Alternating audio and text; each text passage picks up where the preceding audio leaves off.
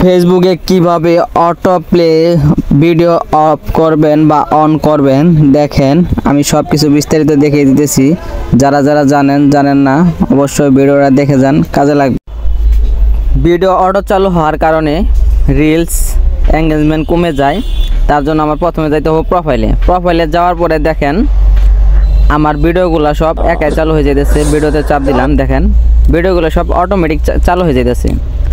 এখন আমি যাব আমার প্রোফাইলে যাওয়ার পরে দেখেন আমার প্রোফাইলের ভিডিওগুলো সব অটোমেটিক চালু হয়ে যেতেছে। এই যে দেখেন অটোমেটিক অন হয়ে যেতেছে।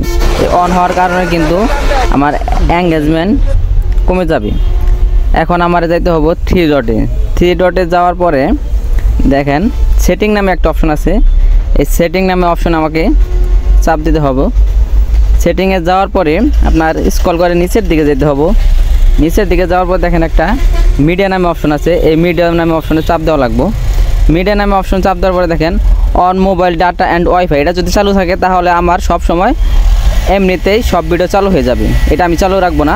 অন মাই অনলি ওয়াইফাই এটাও চালু রাখবো না। এটা যদি চালু রাখি তাহলে শুধু ওয়াইফাই দিয়ে আমার ভিডিও চালু হয়ে যাবে। এটাও চালু রাখবো না। নেভার অটো প্লে ভিডিও এটা যদি চালু রাখি তাহলে আমার কোনো ভিডিও চালু হবে না আমি চালু করার আগ পর্যন্ত।